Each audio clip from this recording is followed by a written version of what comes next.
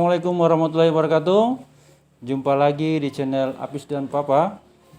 Kali ini kita akan membahas konten tentang kisah sukses seorang pengusaha muda dari Kota Bau-Bau yang telah sukses berbisnis agribisnis, khususnya tomat dan sayur-sayuran.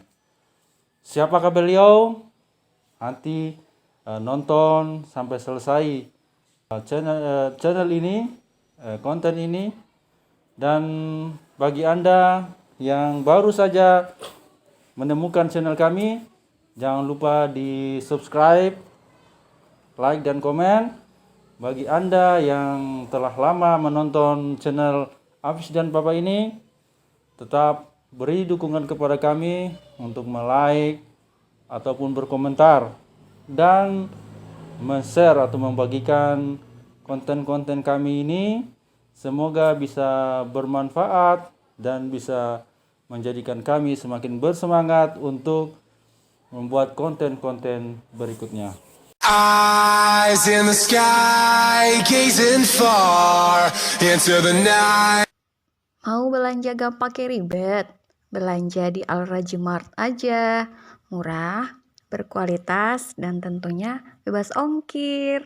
Baiklah, untuk tidak berlama-lama lagi, kita akan langsung saja kepada narasumber kita, yang mana narasumber kita yang cukup muda dan ganteng ini adalah bernama Bapak Tamrin SPDI. Beliau adalah seorang pemuda ada di Kecamatan Sorowolio, Kota Bau-Bau ini, yang telah sukses berbisnis tomat dan komoditas-komoditas sayuran yang lainnya. Baik, kita akan segera bertanya kepada beliau. Bagaimana kabarnya ini Pak Tamrin hari ini? Gimana kabarnya di tengah pandemik sekarang ini? Alhamdulillah, di tengah pandemi ini kami terutama saya pribadi alhamdulillah sehat walafiat. Alhamdulillah. Saya kira itu. Ya, baik. Terima kasih, alhamdulillah kita semua sehat di tengah pandemik. Kemudian Anda ini merupakan salah satu pemuda, anak yang cukup muda tetapi sudah sangat bermanfaat bagi daerah ini, Sorowolio ini, karena Anda telah berhasil menjadi salah seorang pengusaha bisnis di bidang agrikultur, khususnya tomat dan sayur-sayuran. Bisa diceritakan Pak, bagaimana itu ceritanya ini sampai Anda bisa berbisnis seperti ini? Awal mula saya berbisnis tentang sayur-sayuran dan tomat ini itu saya berjualan kecil-kecilan. Itu di Pasar Nugra, di Pasar Karya Nugra itu saya menjual encer-enceran. Jalan-jalan ya. Setiap mobil yang turun itu dari Wakuli, dari Lasalimu, dari Sorowolio, itu kita melihat barang-barang apa yang ada dalam mobil itu. Dari situ saya mulai membeli. Terutama yang saya beli itu adalah komoditas tentang daun sup. Daun sup ya. Daun sup, daun bawang. Dengan misalnya dengan modal 40.000 kita beli, atau 100.000 kita beli. Itu selama 2 hari saya menjual itu. Artinya saya kalkulasi tentang apa yang saya nilai, yang saya rasakan, artinya minim sekali untuk yang saya dapatkan. Artinya tidak sesuai harapan yang saya inginkan.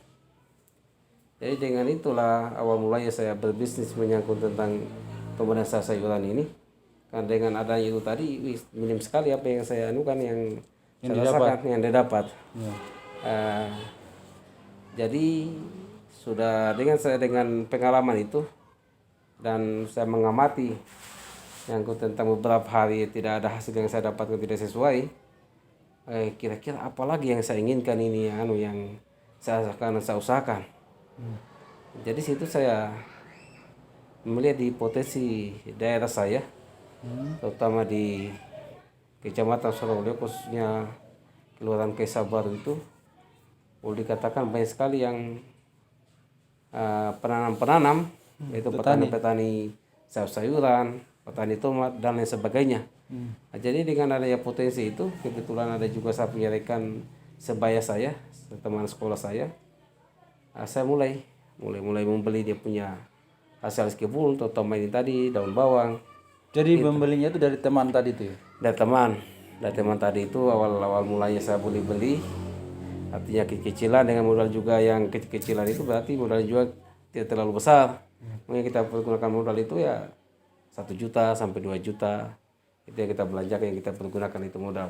Oh, jadi awalnya dari membeli sayur-sayuran dari pengumpul Ya. dari waktu itu, kemudian Anda tidak melihat ada keuntungan yang cukup besar di sana. Iya, tidak ada yang Sehingga Anda kembali ke kampung kampung. untuk ingin bagaimana untuk menjualkan hasil dari kampung itu, dan kemudian Anda ketemu sama teman ini. Iya, teman itu tadi awalnya. Iya. Awalnya jadi saya mulai membeli Dari apa yang dia tanam itu dari hasil kebunnya. Itulah awal mulanya saya mulai usaha, mulai bawa dari, artinya saya mulai salurkan ke pengincar-pengincar yang dulu di pasar itu. Pertama yang saya tangani itu daun sup dan daun bawang, khususnya yang ada di petani. Daun sup dan daun bawang awalnya. Kemudian yang menjadi pertanyaannya kemudian kenapa Anda sampai menjual di pasar itu? Apakah memang Anda memang backgroundnya itu di pertanian, atau keluarga keluarga besar Anda mungkin bergerak di bidang petani sampai Anda bisa terjun ke situ? Memang sih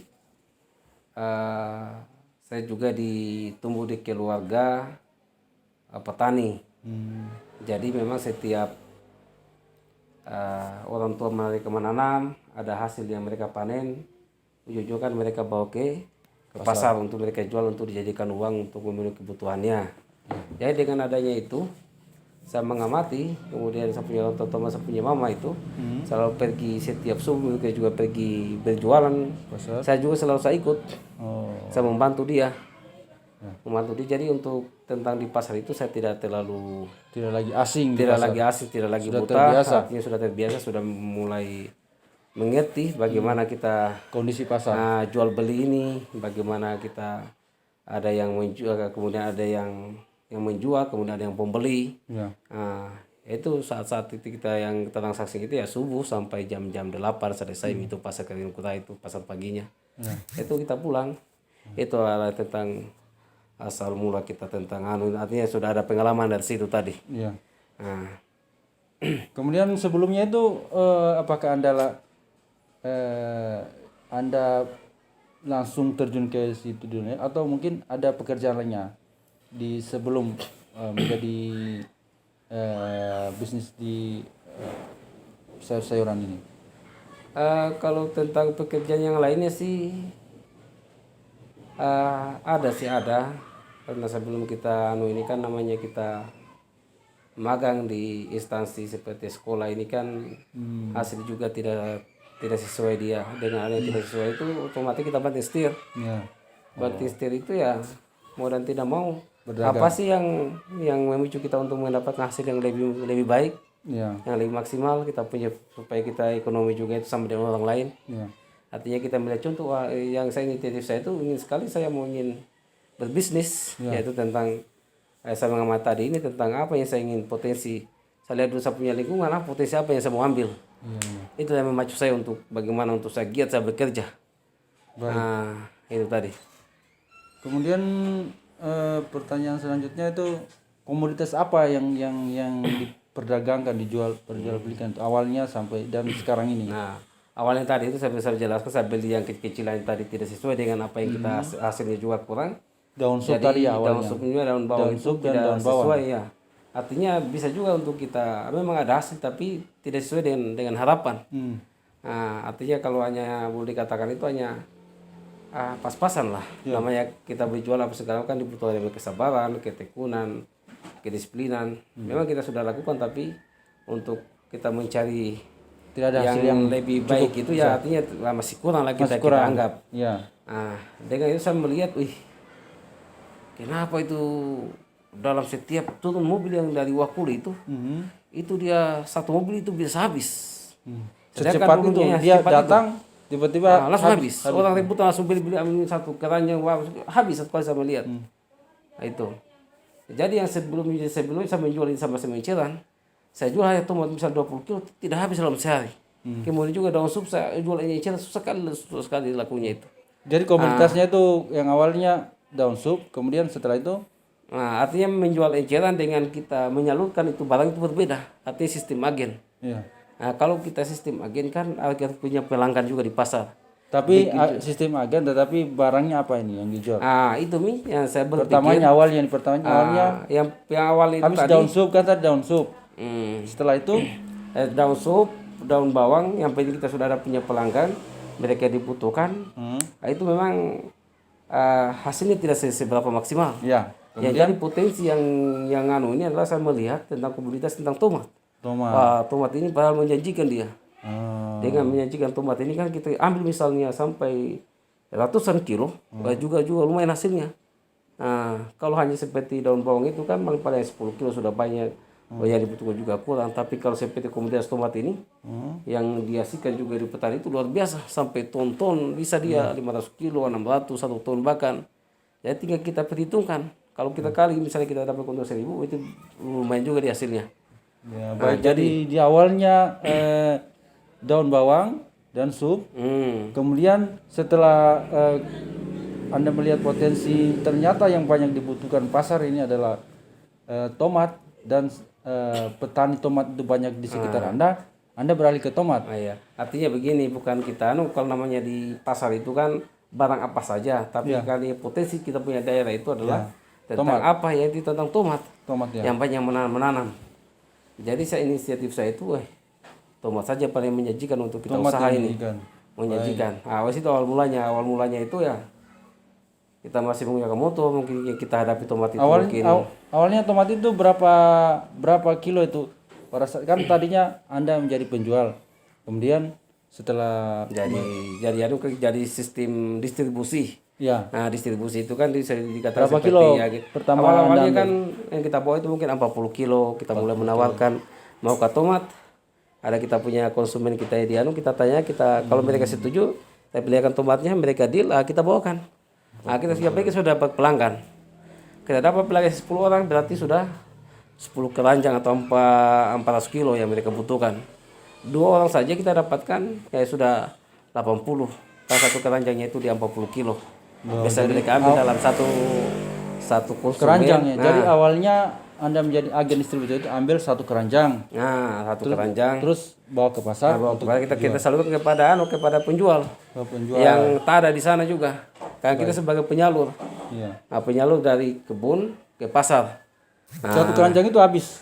Habis kalau kita sehari atau berapa? Tidak, cukup hanya kita bawa, bukan hanya langsung habis kita bawa begini. Yang penting kita sudah tanya sama mereka mau ambil kata ada barangnya, langsung habis dia. Ya, jadi Anda melihat situ potensinya berarti besar sekali. Besar sekali untuk potensi tentang nilai ekonominya di situ. Ini padahal lebih bagus, padahal nanya begini saya berpikir bahwa ini yang lebih menghasilkan. Artinya lebih menggiurkan lah begitu bagi saya. Jadi saya inisiatif untuk saya bagaimana caranya supaya saya bekerja keras dengan kita punya mitra, yaitu kita punya petani tadi. Nah, jangan kita abaikan juga mereka. Tanpa adanya mereka, tidak mungkin kita akan menjadi besar. Nah, kita harus perhatikan sama mereka itu. Yang bagaimana mereka menanam, kalau ada kendalanya kita berikan kendalanya itu, carikan solusinya supaya mereka semangat kerja, supaya menghasilkan buah tomat yang bagus, berkualitas. Nah, itu. Kemudian tadi kan awalnya satu keranjang, terus setelah berapa tahun itu satu keranjang itu, apakah dalam waktu 2-3 tahun bisa menambah atau bagaimana? Atau hanya satu keranjang saja selama 1 ton itu? Tidak, kalau itu tidak bukan begitu. Kalau awal-awalnya kan kalau awal kita mulai usaha itu kan memang satu keranjang kita. iya. Setelah itu ada yang kita berapa lagi yang ada di petani mungkin hanya 100 kilo. Itu dulu yang kita bawa, kita tanya sama yang pembelinya. Berapa mau dibutuhkan? Kalau sudah dua orang yang butuh berarti sudah 80 kilo. Kalau kita punya tomat hanya misalnya 160 kilo berarti 4 keranjang. Kita carikan sebanyak 4 orang itu. Nah, kalau tidak habis, kebetulan juga ada tempat untuk kita bisa tempat untuk kita mengincar. Kebetulan juga saya ada tempat saya punya pengincaran. Kalau tidak bisa habis, ya bisa kita jual sendiri di situ. Oh iya. Nah, kita suruhkan juga Ada kita punya ada lapaknya yang ada lapaknya untuk kita menghabiskan ini barang ini tadi. Ya. Itu ada segi anunya. Jadi saya pikir-pikir, wah ini yang menggiurkan. Karena ada juga sapi kalau tidak habis bisa saya jual sendiri. Baik. Nah, itu.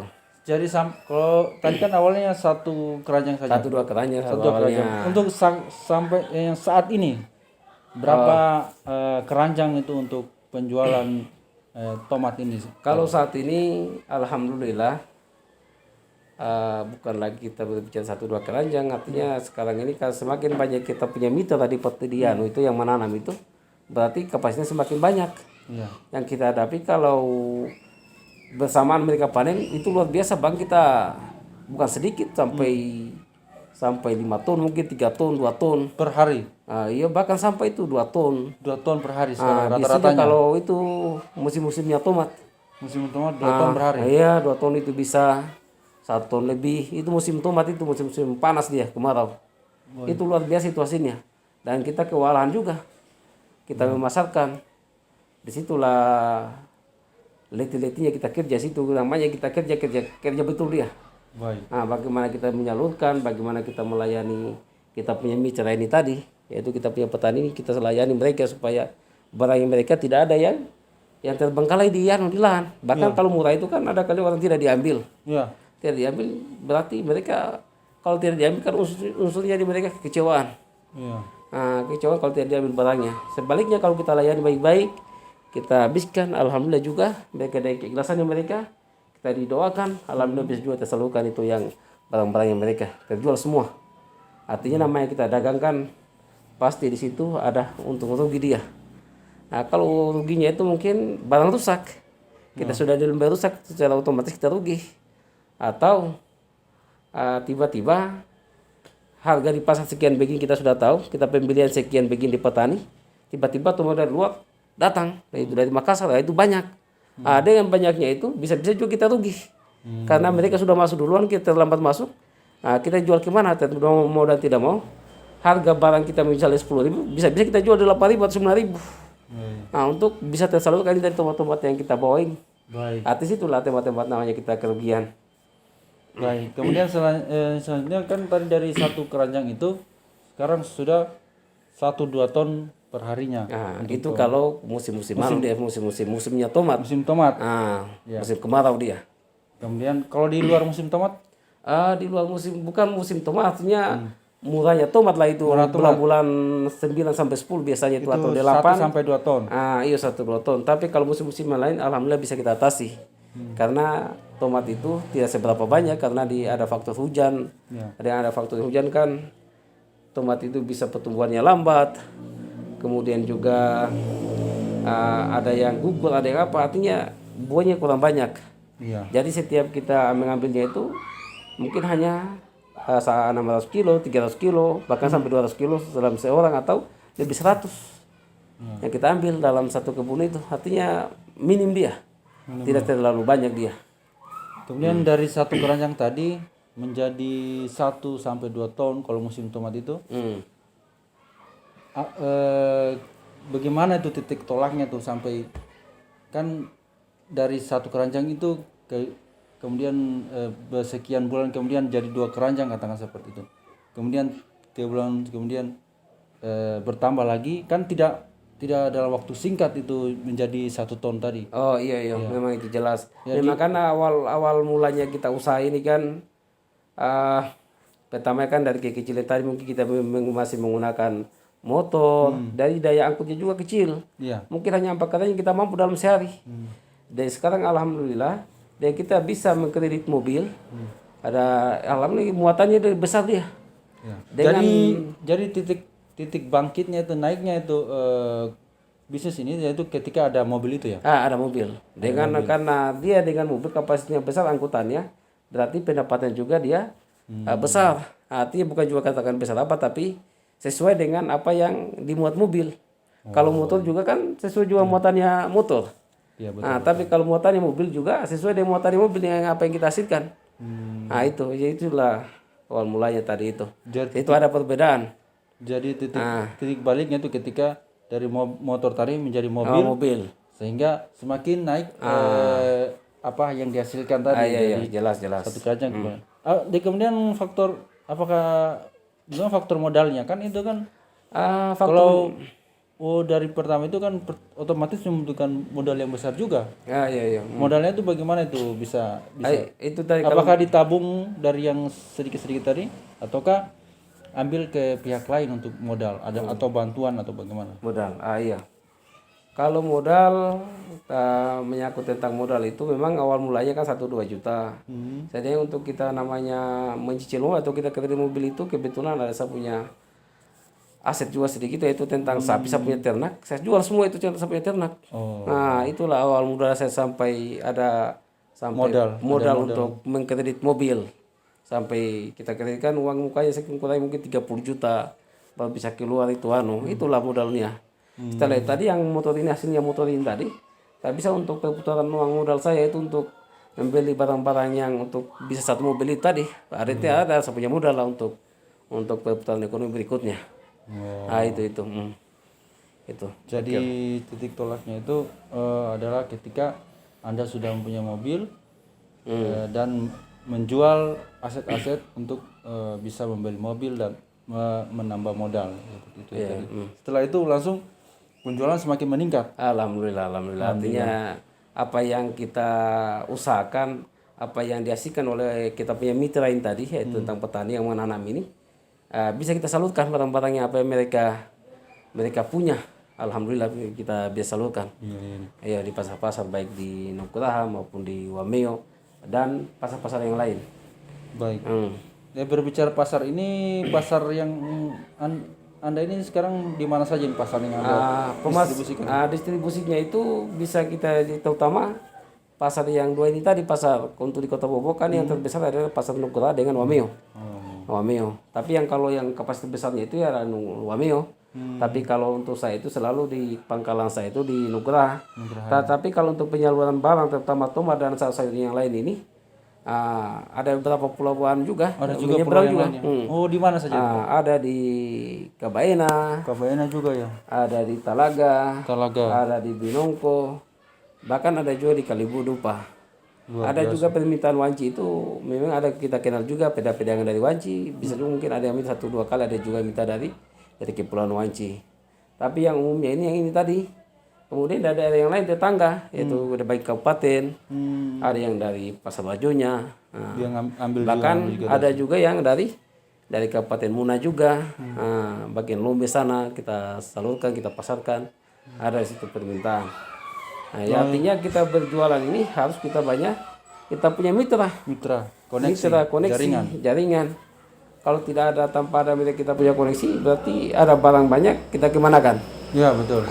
Itulah saat mulanya kita Ya jadi kemudian yang selanjutnya itu menjadi pertanyaan itu bagaimana Anda mengelola mitra ini, karyawan, mitra sehingga bisa berhasil seperti ini. Karena kan salah satu hal yang penting itu bagaimana kita bisa berkomunikasi dengan mitra-mitra kita sehingga mitra kita itu percaya sehingga mau bekerjasama dengan kita. Bagaimana itu? Salah satunya adalah situ kita terapkan tentang kejujuran, kejujuran kita. Kemudian bagaimana kita punya pelayanan. Bagaimana kita transparansi terhadap kita punya mitra ini tadi. Kalau misalnya tiba-tiba harga anjlok atau turun, kita sampaikan bahwa harga sekarang barang sudah begini pasar kemauannya. Kalau kemauan pasar dia harga misalnya bisa melonjak, kita sampaikan lagi harga sekian sudah bisa melonjak, harga pengambilan sekian begini. Nah, itu artinya di situ harus transparansi.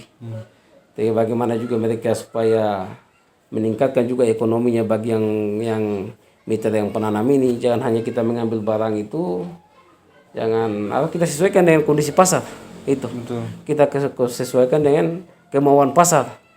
Nah, artinya sekarang ini kan sudah zamannya teknologi. Jadi para penanam ini atau kita punya mitra ini sudah tahu menyangkut harga-harga juga di pasar itu. Dalam misalnya harga tomat sudah bisa naik, mereka duluan tahu daripada yang penjualnya ini. Nah, itu. Ya. Kemudian dengan mitra itu kan ada juga mitra dengan petani. Bagaimana Anda bisa memanage, mengelola itu supaya berhasil dengan petani? Apakah ada perlakuan khusus atau bagaimana sehingga bisa Perlakuannya itu tadi transparansi tadi itu. transparansi? Transparansi menyangkut tentang harga itu. Tentang harga, baik artinya kemauan pasar itu tadi. Dan kita punya itu tentang pelayanan. Kita harus utamakan kalau kita di telepon ada barang itu harus kita layani baik-baik. Kita pergi ambil, kita pergi jemput, atau kita pergi timbang. Kemudian setelah itu kita berikan haknya sama mereka. Kita selesaikan kalau perlu supaya mereka juga butuh, mungkin ada yang dia belanjakan. Nah, supaya tidak ada keterkaitannya juga. Ya. Oh, jadi itu. Jadi ketika petani ini menjual barangnya kita langsung bayar. Ya harus kita haknya mereka kita berikan. Kita berikan. Karena kadang-kadang kan ada juga nih yang orang kadang menahan berapa hari dulu atau berapa bulan. Iya, itu tergantung dari pribadi masing-masing. Yang juga kita samakan dengan yang lainnya itu kan itu tergantung dari haknya yang dia punya mitra. Kalau saya punya kemauan itu harus setelah kita menimbang itu kita berikan haknya. Berikan haknya supaya tidak ada lagi supaya barang yang kita bisa lakukan itu bisa laris cepat. Betul. Artinya kita didoakan itu barang yang bisa misalnya kurang bagus bisa cepat laris. Iya, betul. Nah, itu. Jadi tidak ada artinya keikhlasan dari kita, minta keikhlasan dari mereka. Baik. Nah, itu yang saya harapkan dari apa yang kita mengambil barang itu. Sebaliknya kalau tidak ada keikhlasan dari mereka, mungkin itu kita bentuk kita punya penjualan mungkin bisa juga terhambat atau segala macam. Itu artinya itu yang saya yakini tentang apa yang saya tahu tentang. Jadi mitra-mitra itu khususnya petani maupun yang channel bisnis yang akan menjadi pemakai pembeli ini, jadi mereka senang untuk bekerjasama. Iya, artinya itu tadi. Kemudian siapa yang paling berperan ini dalam bisnis ini? Apakah istri atau pihak orang tua atau ada teman yang lain? Yang berperan itu atau yang menginspiratif bagi saya itu, terutama ya salah satunya juga memang orang tua. Awal mulanya juga tahu berjualan ini adalah orang tua. Orang tua kan dari sebelumnya sama sekolah masih apa itu dia pergi berjualan di pasar sana, di Kalian Ukura sana, dia bawa lombok, bawa jagung, hasil kebun ya, dia jual. Nah, kemudian untuk dia bisa jadikan uang. Kalau namanya petani kan namanya uang itu kan susah dia. Harus dia jual dulu baru dapat uang. Nah, kalau kan tidak ada yang hanya makanan boleh banyak, tapi kalau untuk namanya tentang bentuk uang itu ada kali tidak ada kecuali dia jual dulu barang baru dapat uang. Itu yang kita yang penanam itu atau petani yang saya rasakan begitu karena saya hidup itu dengan keluarga petani. Nah, dengan adanya itu memang itu yang inspiratif bagi saya. Ya, kalau yang mendukung itu sih banyak, istri juga pasti mendukung lah. Artinya ya inisiatif yang itulah terutama ya orang tua. Jadi orang tua yang menjadi role model atau model sehingga menanamkan jiwa bisnis, jiwa dagang juga jiwa bekerja keras gitu ya. Baik. Kemudian apa saja ini suka duka ini ketika Anda melaksanakan atau berbisnis di bisnis Anda sekarang ini? Sukanya itu artinya dengan kita berbisnis ini berarti menghasilkan dia. Artinya yang penting kita semangat berarti ada keuntungan yang kita peroleh. Dengan ada keuntungan kan bisa untuk kebutuhan ekonomi kita itu kan akan bisa untuk kita memenuhi. Artinya memenuhi apa tidak usah juga kita berbicara tentang ngomong semua, tapi untuk kebutuhan sehari-hari ini bisa untuk kita penuhi. Terus bagaimana dengan dukanya itu, Pak?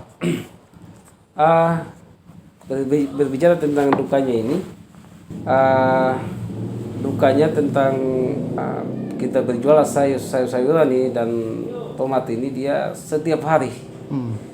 Itu kalau dukanya saat murahnya tomat itu atau musimnya tomat itu sampai banyak itu, kita kerja itu dia sampai artinya kita kerja itu sampai full sih, memang artinya full sih Sampai malam ya? sampai malam. Biasanya kita kerja itu sampai jam 5, sekarang bahkan sampai jam 10 malam belum selesai. Itulah tentang dukanya itu, artinya pekerjaan kita difusi dengan pekerjaan. Iya. Karena barang itu terlalu banyak. Iya. Itu tentang dukanya. Dukanya kita berjual itu sayuran ini. Kemudian juga saat murahnya itu bukan agak setengah mati, hati-hati kita salurkan karena terlalu banyak barang. Bahkan tomat yang kita bawa itu ada kali tidak habis, pasti ada yang ketinggalan. Itu kalau kita berjual di stasiun tentang dukanya menurut saya sih. Iya. Menjadi kita berjual tentang tomat ini, itu dukanya. Nah, saya kira itu tentang dukanya. Baik ya, yang namanya segala sesuatunya itu kan berpasangan. Iya. Ada yang suka, ada yang duka. Ada yang kadang untung, ada yang rugi. Tetapi itu merupakan bagian dari dinamika perjalanan daripada berbisnis. Iya. Saya kira begitu. Tapi namanya kita berbisnis ini kan, itu rumusnya dia tentang untung rugi. Untuk merugi. Nah, kalau kita untung kita merasa bersyukur, kalau kita rugi juga Bersabar. memang kita bersabar. Artinya kita bersabar itu seperti saya katakan tadi, tiba-tiba kita punya pembelian misalnya itu tomat misalnya 8.000, padahal tiba di pasar tiba-tiba itu datang tomat dari luar, dari selatan, dari Makassar itu. Nah, itu tiba-tiba di offer sampai harga 8. Pak, kita sudah beli 8 terpaksa secara otomatis kita sudah rugikan. Rugi. Mungkin kita sudah jual 7 atau jual modal.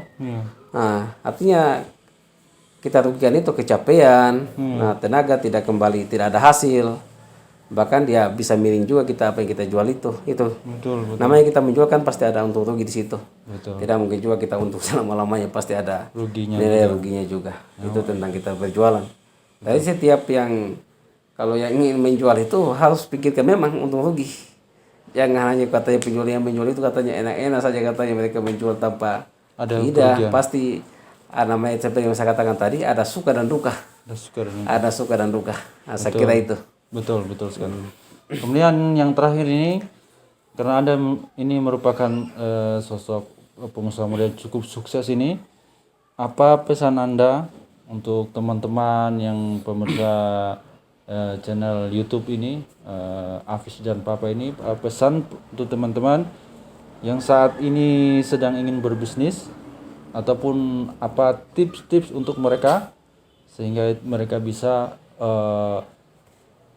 memulai berbisnis dan bertahan dan bisa menjadi sukses seperti Anda.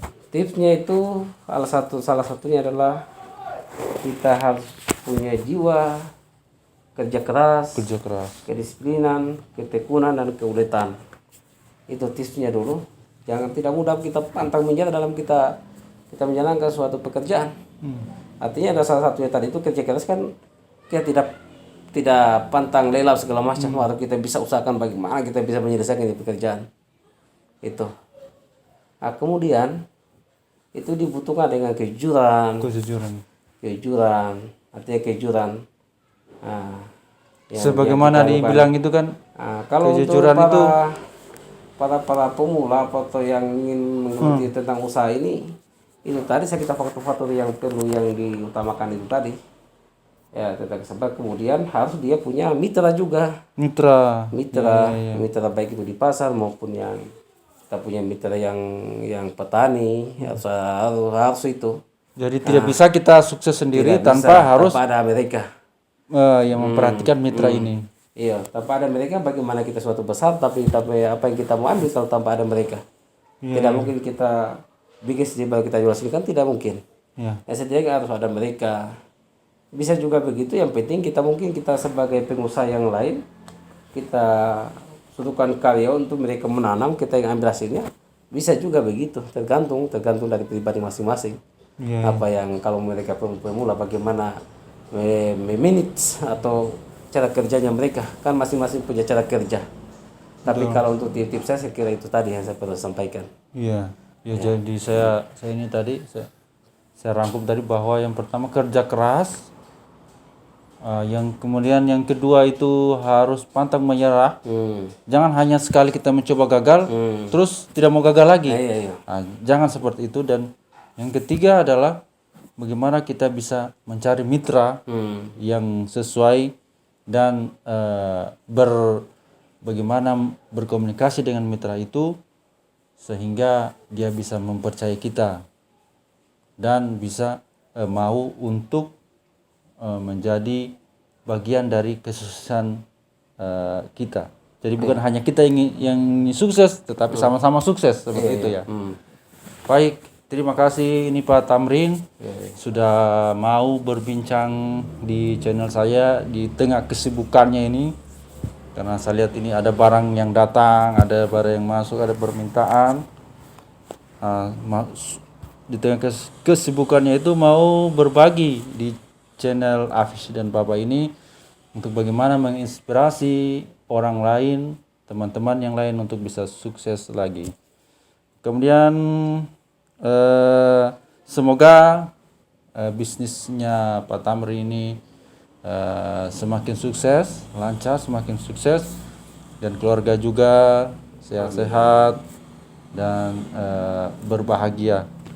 Dan terima kasih juga kepada pemirsa Afis and Papa yang telah menonton channel ini sampai dengan selesai. Saya ingatkan lagi, jangan lupa untuk like, subscribe, komen, serta share video-video ini. Semoga bisa menjadi inspirasi bagi yang lain dan bermanfaat bagi bangsa dan negara dan kita semua. Terima kasih kami ucapkan, kami akhiri. Assalamualaikum warahmatullahi wabarakatuh. Waalaikumsalam warahmatullahi wabarakatuh. Eyes in the sky, gazing.